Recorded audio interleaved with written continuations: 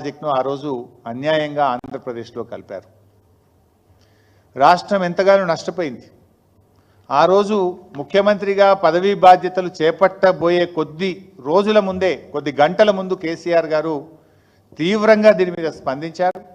తెలంగాణ బంద్కు పిలుపునిచ్చాం.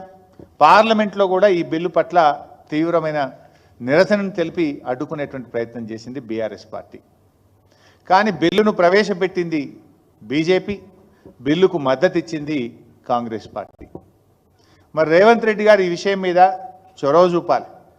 ఎందుకంటే ఈరోజు మీ గురువుగారు అనొద్దన్నాడు కదా, ఈయన సహచరుడు, సారీ, మీ సహచరుడు ఈరోజు ఆంధ్రప్రదేశ్ ముఖ్యమంత్రిగా ఉన్నారు. వారు ముఖ్యమంత్రియే కాదు, దేశంలో ఉండే ఎన్డీఏ ప్రభుత్వం ఆయన మీద ఆధారపడి ఉంది. ఎన్డీఏ ప్రభుత్వం, బీజేపీ ప్రభుత్వం ఆయన మీద ఆధారపడి ఉంది. సో రేవంత్ రెడ్డి గారు చొరవ చూపాలి.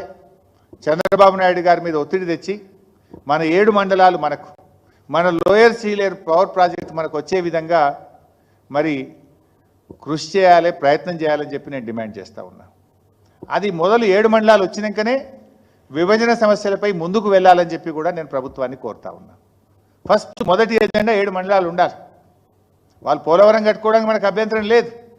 ఇలా కనీసం భద్రాచలం టెంపుల్కి వచ్చే భక్తుల బండ్లు పెట్టుకోవడానికి పార్కింగ్కు జాగా లేకుండా అయిపోయింది.